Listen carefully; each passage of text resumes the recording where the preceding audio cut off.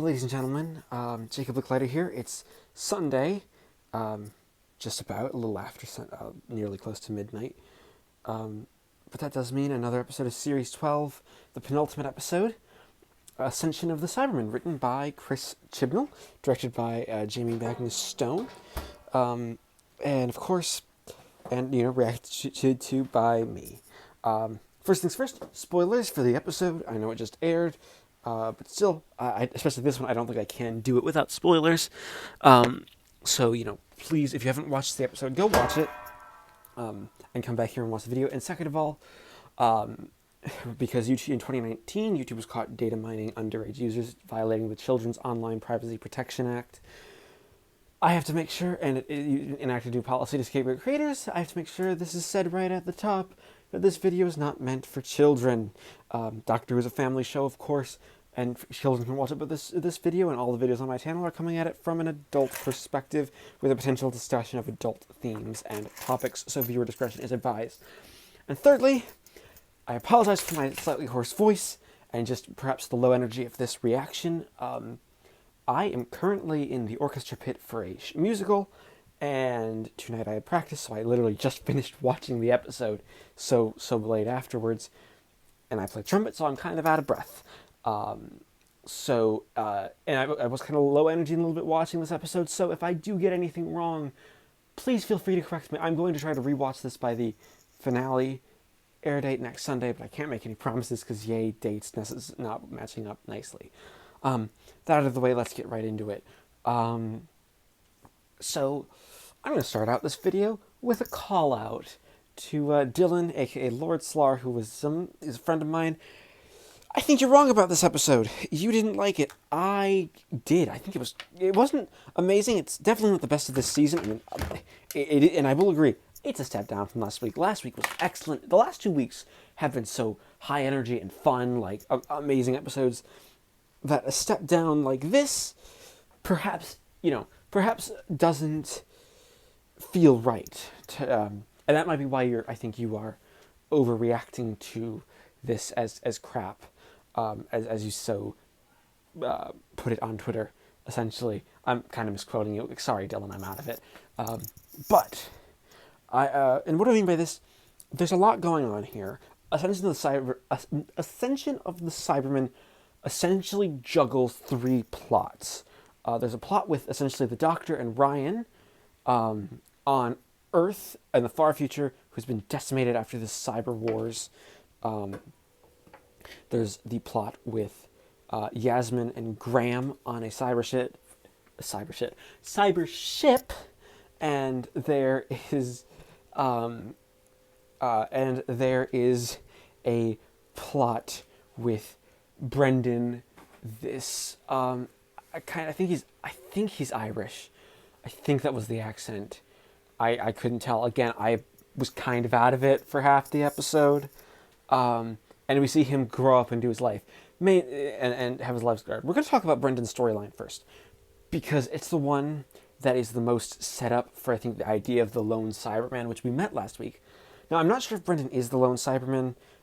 He's definitely more than just your average human, because he gets shot and then he falls off a cliff and is fine.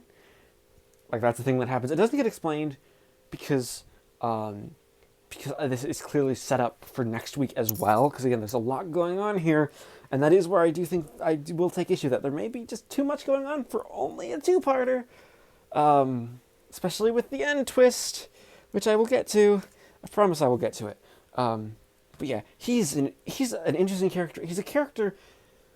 He's kind of, Chibnall does a really good job setting him up as the average Joe, and basically he's someone for the audience to essentially project themselves onto. Like, we see him grow up, live with his parents. He's found as a baby in a basket on the road, which I'm calling it. The Doctor probably left him there. That's probably where they're going with this bit, because that is like it seems like that's probably what's going to happen next week, and what's going to be revealed. But yeah, he's, and you see him grow up and live a life, and you genuinely start to feel nice for him. He joins the Irish police force. He's spent his entire life in service. He's recognized And it's all building up to the end of the episode where the chief of police and someone else takes him. They take him to the back room and they torture him. And it's a very dark scene. And I was not expecting that, to happen.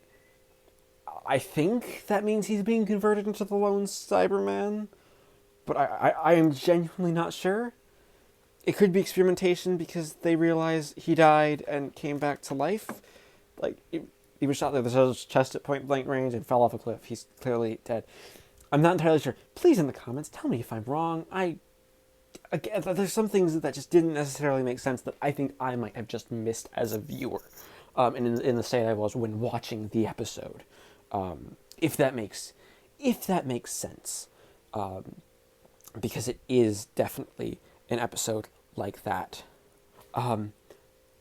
But moving away from historic, because that is his storyline, the Doctor and Ryan's is also really interesting because it's Jodie Whittaker gives a powerhouse performance here, especially building up to the cliffhanger, which I'll probably talk about in this section here, because it's we start with Dr. Ryan, Graham, and Yaz all together, following Percy Shelley's coordinates, right to this basically this Earth that is to the last remaining settlement on Earth, which has 7 people, I think they said, and it's definitely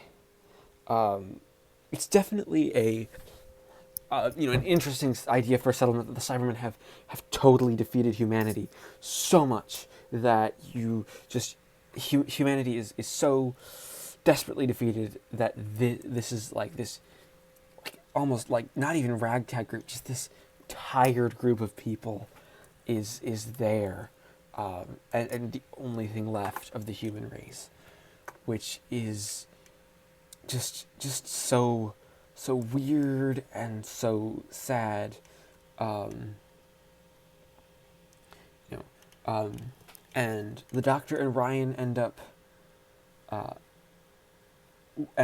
going to the Doctor gives all of her companions stuff to basically stuff to help beat the Cybermen with. She wants them to leave because and there's definitely, and the Not My Doctor was definitely gonna be oh, this is too liberal refugee propaganda, and they're gonna probably be, I don't know, Islamophobic with this episode, because it is kind of attaching the refugee crisis, but it's doing it with a mix of with a mix of stuff that is mainly more an emotional argument, that maybe we should help refugees, that generally refugees deserve the help, which I can agree with, and it was pretty well done. And you know what, it wasn't entirely subtle, because the situation isn't subtle. If you're going to do a war-torn thing, there are going to be refugees, and there's no way to really subtly get around that unless you just ignore it completely. It was well done by Chibnall. I did enjoy it. But what the Doctor is trying to find, what the Doctor and Ryan end up finding then, is this elderly man who has this boundary, and there's a lot of stuff with going to the boundary, and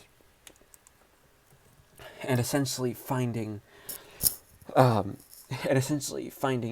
boundary is a portal. It's guarded by this guardian who is he's a very Time Lordy type character. He's not confirmed to be a Time Lord, but he feels very much like sort of the Hermit from Time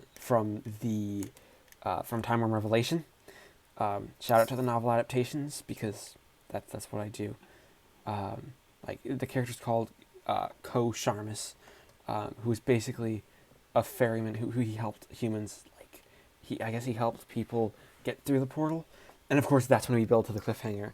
And the cliffhanger is that the portal opens for whatever reason this time, because it's clearly stated that at least I think it is, that the portal opens to other places the other times. This time, it opens to Gallifrey, and out comes Sacha Dhawan as the Master, who we all knew was coming back because of that, the anagram trick in the Radio Times, which, yeah, I'm kind of happy about that. That was fun. And, in his 2-second scene, which is, it's a twist, and you know what?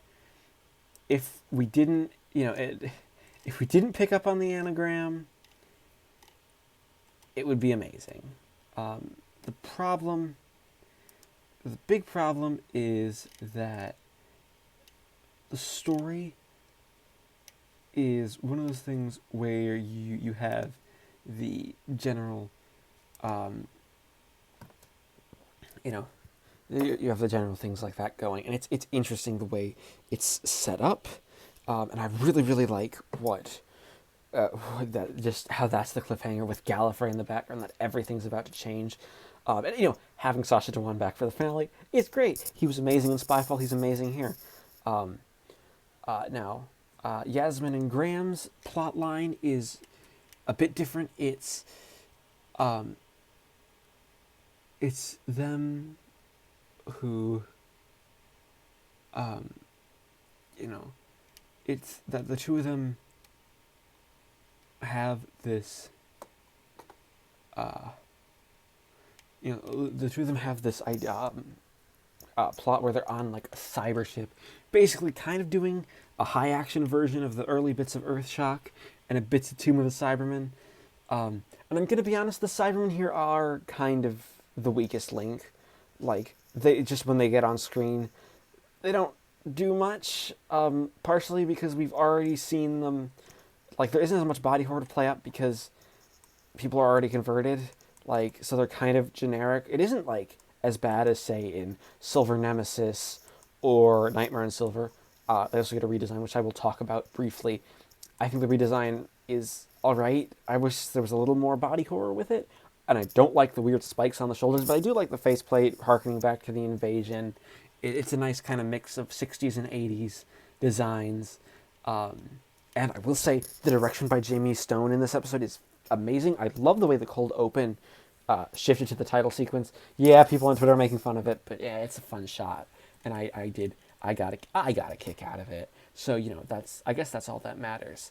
But yeah, Yasmin and Graham get to do, sort of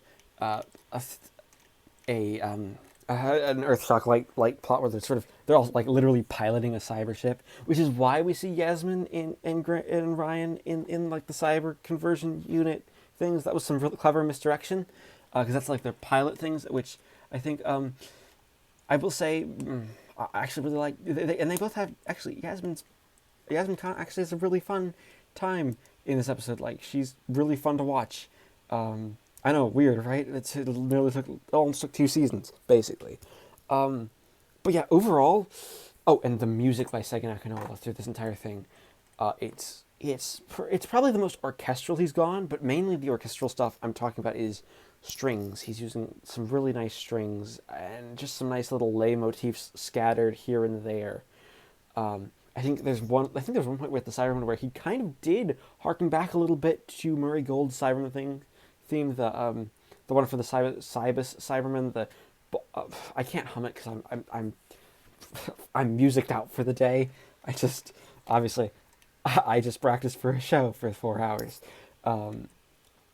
But that bomb sort of thing, I can't remember it. You know it. You probably know what I'm talking about, though, because I thought I heard like hintings of that, which was really, really nice. So overall, Ascension of the Cybermen, it was a step down from last week, but it was good. It was all set up clearly. So a lot of this is going to come down to how the conclusion is with the Timeless Child arc, and the next episode being called, I think it's called The Timeless Children. If I had to score it, it would probably get a 7 out of 10. It was a good start. Part of this, I think people are expecting the part 1 to be like smash out of the park, like the last few Moffat ones, and that just isn't what Chibnall does. He writes a good story with good setup and intrigue. So yeah, thanks for watching. Do you agree with me? Dylan, I know you disagree with me, so if you're seeing this, please comment, Dylan. If you're seeing this and you're not Dylan, please comment as well. Let me know what you think. And of course, please like, comment, and subscribe, and join me next week for The Timeless Children. Yeah, that's it.